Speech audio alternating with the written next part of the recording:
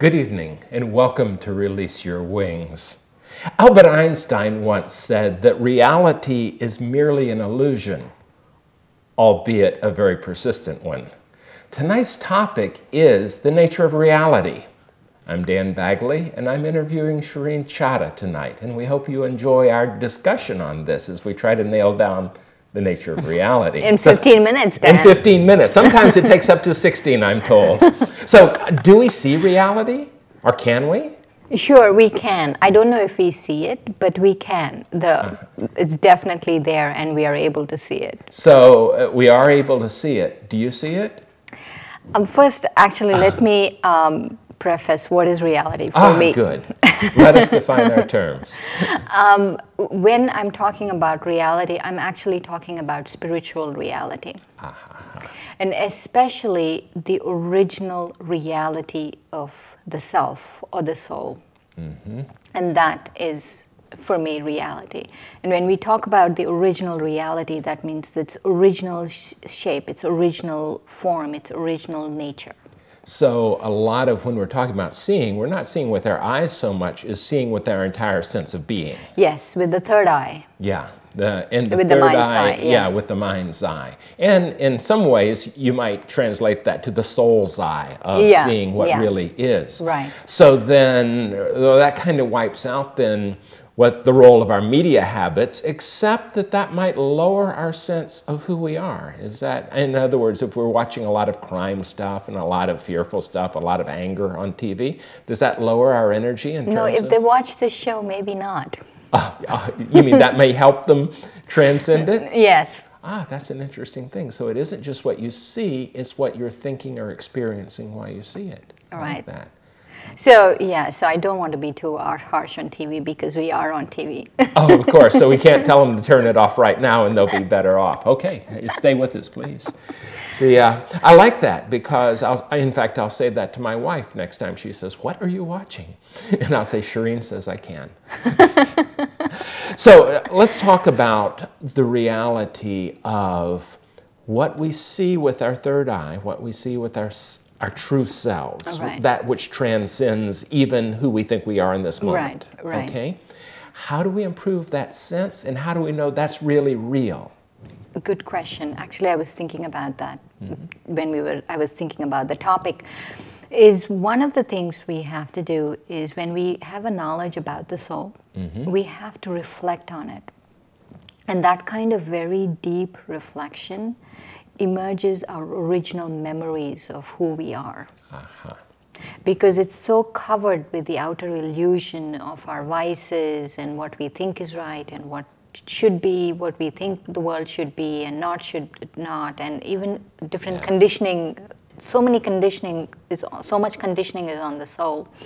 And so to bring out those original memories, if you reflect on the original eternal knowledge of the self, that's what happens. Which is not the same as trying to remember the past lives so much as reflecting on what is true, what is abiding. Right. So we're not trying to go back and say, I was a slave or I was a king or something like that. No, I mean, if it emerges, fine, but it's not encouraged to go back and do it. But also, if it emerges, we have to see the whole lives, all of our lives, not just one or two, and be upset that I was a slave. But also know that maybe I was a king, I was a slave, so I had a whole all-round part I played. I sometimes feel that as I'm watching a sunset, and my mind is totally not even thinking this is beautiful, I'm just experiencing. I sometimes think that may be the closest to reality I get. I agree. Even that is my experience of the sunset, and we actually have a reason why that is so. Not to overthink things too much, but the reason why is our home, the home of the soul, that all of our souls come from one home.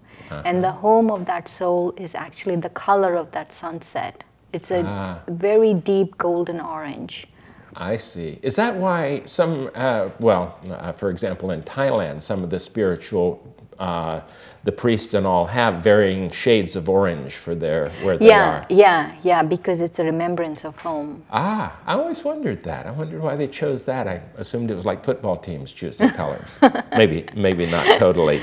So within these, when we're being objective reality, that's really with the brain. What you're talking about is the sense beyond even the subjective self, to say this is good, this is beyond language. Right. So this is going to move us right into getting quiet in the role of meditation, contemplation. Right. There are a few things I feel also. We have to go beyond confusion and the past. Mm-hmm. And also when I think something, this is good and this is bad, I am actually bringing my whole subjective self in. Yeah. And even if it's with people, never to say someone is good or someone is bad. They are the way they are. Yeah. And the reason why I feel we need to be that objective about things is then we are able to sit in our reality. So within that, the moment we do color commentary, like in a sports thing, that was a great play or something like that. The moment we step into that, then we're really muddying the reality picture. Right.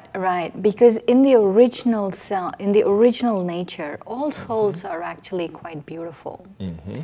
And so when we are looking at the role they're playing right now, or whatever is going on, I feel we kind of get caught up in the illusion. Yeah.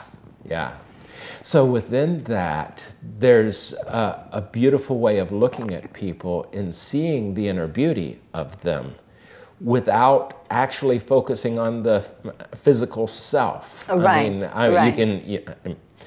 I understand. I really do understand that one. That's frankly how I see my students. Is even to the point where they're struggling sometimes, mm-hmm. and I'm saying all you're seeing is an acorn, and I'm seeing the tree. Do you pass them? Well, usually they pass. They don't always, and sometimes they don't. But that's really not based on the quality of their soul. That's based on the quality of their answers, their performance. And that really brings us to another issue, and that is we do have to live in the objective world of traffic and earning a living and getting a job and those types of things, mm-hmm. and how we get along, but there needs to be some sort of balance. How do we do that? And where is there a balance point where we do one versus the other? No, I feel that when I'm able to access that reality, mm-hmm. then I'm actually able to live life with truth. I feel truth is something that automatically, in that state of being, in that original state of being, the soul starts experiencing that truth. Mm-hmm. And that truth actually permeates everything I do. And there was this one time I gave this analogy of an alloy mixed mm-hmm. Mixed in like a metal. Right. And so there is the alloy of illusion mixed within the soul. So there are lots of illusions. We are hanging on to a lot of things. And in that experience of truth, these illusions move away. But our actions don't move away. We still do the same things, but we do it with that original truth. So it's like before enlightenment, chop wood, carry water. After enlightenment, chop wood, carry water. But you're doing before reality, chop wood, carry water. Yeah. Or traffic and go to work, and after reality, traffic and go to work. But it's a different way.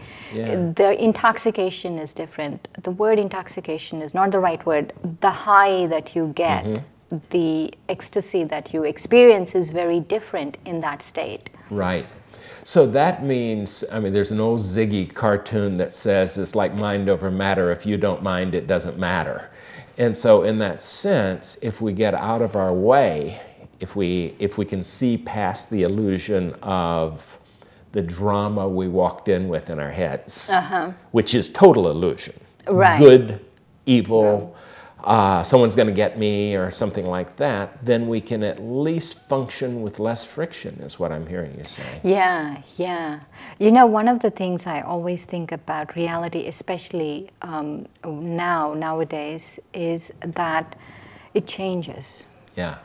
What is reality today might not be reality tomorrow. And so we have to make the best use of time right now.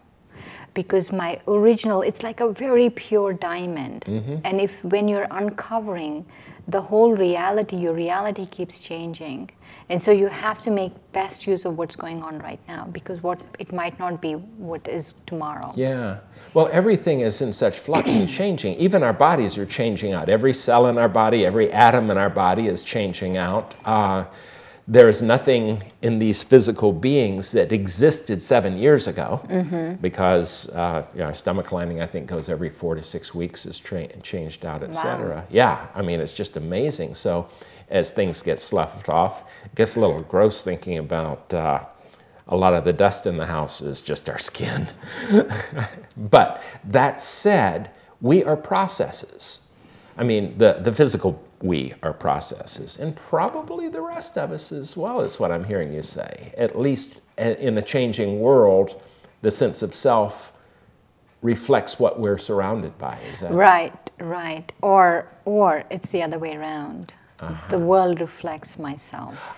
So it's always an inside job of how life feels. Right. Of course. And so if I am down, depressed, blaming others, then my reality is going to morph right around to give me perfectly good justification, perfectly good evidence of that. Is that right? I feel that if you're down and depressed, that your handle on reality is not right. Not to worry about what the world is giving you, whatever you are expressing inside, but to understand that whatever is inside is not right. It's not reality. Being down and depressed is not the original nature of the soul. It's not a reality. Right. And so if I'm experiencing that, then I'm really shortchanging myself, because I can experience something better. Exactly. It's not a matter of what someone else is giving me, but I should really understand that and change it. So it seems to me that probably 99%, I'll make up a number for this, of what we experience is either based on our thoughts or based on something physiological like a toxin, or I mean, if we put something bad into our body, then we're going to feel awful because our body is fighting it to try to rectify itself. Right. But most of the time it's our thought. If we say, okay, I want you to see if you can be angry, you have to think an angry thought to get there. Right. One of the things I feel is there are few things that really make my reality very distant from me. That the illusions, that a few illusions. One is if I'm impressed by someone. And one is if I'm suppressing something. It's very important to be very authentic. Reality, for me to be real, I have to be authentic. And so to suppress something. And the other one, I feel, is if I'm thinking too much. Then I am separating myself from reality. So in that sense, there's a reality creation that we are doing in how we interact. Is that correct? Right. And I feel that for me, reality is whatever I think I become. And also, let's say if I'm thinking negative thoughts about someone, even if it's justified, even if they are bad, I'm going to become that.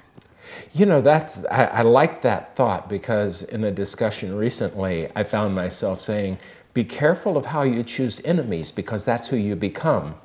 If you're hating hatred, you're hating.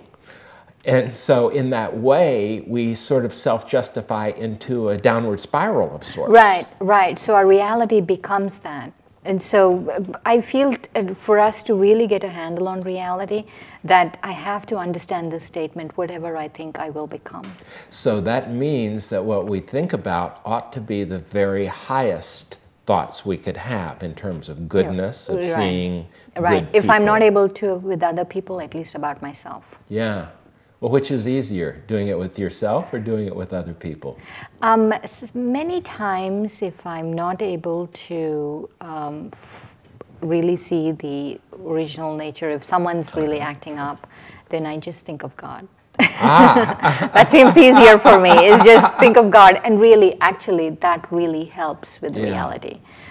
So within that, then, if we can create our own reality, and the reality we want to have at the spiritual level is that of peace, of understanding, of seeing the good. It sounds to me that it's more of a way of doing business, more of a discipline, more of a way of looking at things. Yeah.